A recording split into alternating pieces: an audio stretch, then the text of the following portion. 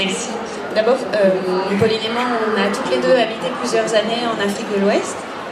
Moi au Sénégal et en Guinée-Conakry, Pauline au Burkina Faso. On a aussi pas mal voyagé dans la sous-région, on a des amis, des familles adoptives, et donc on a été nourris de toutes ces traditions de proverbes qu'on trouve vraiment magnifiques et à laquelle on avait envie de rendre hommage tout en s'en servant comme un outil très drôle et très imagé pour notre histoire.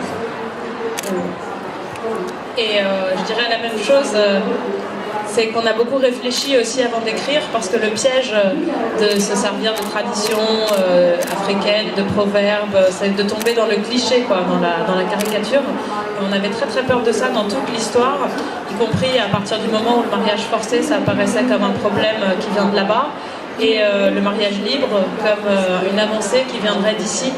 Et ça, on a eu très très peur tout le temps où on a écrit de sombrer dans quelque chose d'un peu dichotomique et facile.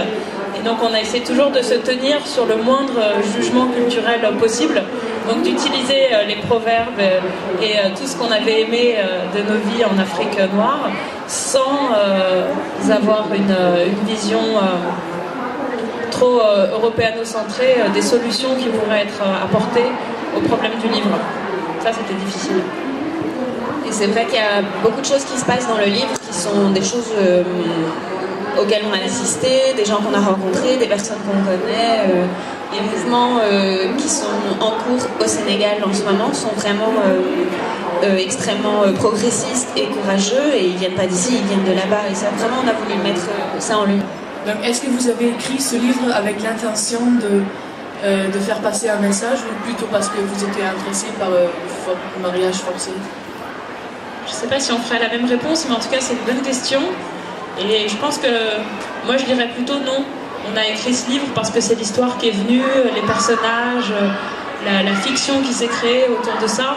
C'était beaucoup plus, on a beaucoup plus été emportés par l'histoire et les enjeux qu'elle soulevait. Et du coup, ce que je disais tout à l'heure, notre attention perpétuelle à ne pas sombrer dans des stéréotypes culturels, que dans l'idée a priori, avant de commencer à écrire, de faire passer un message. En France, il a beaucoup été utilisé, ce livre, pour faire passer des messages, et ça nous a surprises et un peu dépassés quand on nous a sollicité pour des forums de migrants, de femmes, d'intégration, parce qu'on a beaucoup d'immigration africaine en région parisienne notamment, et on ne s'était pas du tout attendu à ça. Pour nous, c'était avant tout une histoire, des personnages, une fiction, et ça n'a pas été très facile de répondre présent à ces sollicitations très didactique, comme tu dis, très avec l'idée de quelque chose de l'ordre des droits de l'homme, de la libération de la femme, que le livre porte, mais c'est certainement pas la raison qui nous a porté à l'écrire. Oui, je dirais comme Pauline, on a voulu d'abord écrire une histoire, et c'est l'histoire avant tout, et il se trouve qu'elle se déroule avec cette famille-là, avec ces personnes, dans cet entre-deux qui est la France, le Sénégal, et puis tout l'espace qu'il y a entre les deux pays. Mais c'est intéressant parce que même des élèves sénégalais qui vivent au Sénégal, qui ont étudié le livre, n'y voient pas forcément un livre à message, mais ils y voient une histoire dans laquelle ils vont piocher des tas de choses qui sont très différentes d'ailleurs. Et je pense qu'on est plutôt contente de ne pas avoir écrit un livre à message, parce que ça nous ferait très peu. Dans ce livre-là en particulier, pour être tout à fait sincère, au milieu de cette fiction, puisqu'on n'est pas noire, pas africaine, pas mariée à 16 ans, pas venue d'un milieu défavorisé. Moi j'ai une scène, la scène de la dispute entre le père et la fille, que j'ai recyclée de mon passé, et ça m'a fait beaucoup de bien. J'ai réglé mes comptes avec mon père en l'écrivant, et depuis ça va beaucoup mieux avec lui d'ailleurs.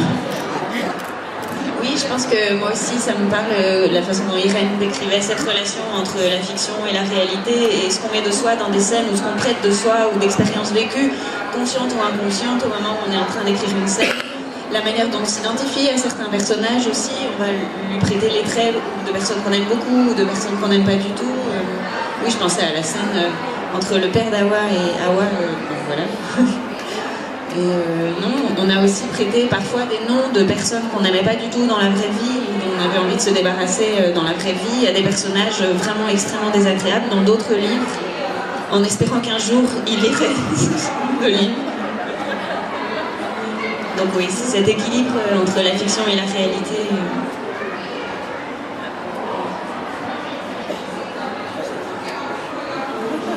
Alors moi j'ai une autre question concernant le cœur, parce que la fin elle est fait un peu conte de fées, comme tout se passe bien avec le mariage forcé et il n'y a pas des grands problèmes à la fin.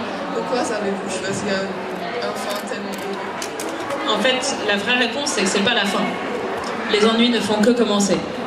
On a arrêté ce livre-là à ce moment-là, mais il y a plein de choses irrésolues qu'on a distillées dans le livre et les problèmes vont arriver dès après l'été, quoi. Dès le mois de septembre, les problèmes qui sont pas du tout résolus parce que finalement ils ont trouvé cette solution d'instituteur pour le village, mais personne n'a discuté de pourquoi on avait forcé cette jeune fille à se marier, qu'est-ce qui était en jeu, personne n'en a reparlé avec elle et il y a beaucoup de non-dits dans cette famille et ils vont réémerger de façon assez sanglante dans la suite de l'année. Donc oui, comme dit Pauline, d'abord parce que l'histoire continue après, et c'est ce à quoi on est en train de travailler. Et aussi parce que je pense qu'on avait envie que ça se termine bien, parce que parfois ça se termine bien. Et c'est vrai que moi j'avais, ayant pas mal travaillé sur ces sujets-là dans le cadre professionnel, c'est aussi important de s'accrocher à des histoires qui terminent bien. Je sais pas, on avait envie de montrer cette porte ouverte. Je suis trop émue pour ouvrir ma bouteille d'eau, je me fais un peu aider. Pour nous, pour le titre, c'était notre titre. Voilà, on l'avait trouvé avant et c'était évident que le livre allait s'appeler comme ça. Quand on en a parlé entre nous, ça a fait tilt. Alors on ne s'est pas posé une seconde la question. C'était sûr que c'était notre titre. En revanche, pour la couverture, quand notre éditeur nous a envoyé la proposition de couverture, on a pensé que c'était une plaisanterie. Enfin, vraiment, on n'était pas très contents. Et donc, on a aussitôt demandé à une amie à nous de faire une contre-proposition qui n'a pas été acceptée. Enfin, ça a été toute une histoire. On ne voulait pas du rose, du violet, du orange, des girafes. On trouvait que c'était ridicule. Enfin, vraiment, on n'était pas du tout contents de cette couverture. Et puis voilà, finalement c'est eux qui ont le dernier mot. On a tenté de négocier comme on a pu, mais on ne voulait pas de girafe. On disait qu'il n'y avait pas de girafe au Sénégal. On se demandait s'ils avaient lu le livre. Enfin bref, non, vraiment on n'était pas très contents. Et puis maintenant je m'y suis habituée. Enfin, maintenant je me suis habituée. Mais le côté rose, rose sur rose sur rose aussi, bon, oui, ça ne nous a pas tellement satisfaites.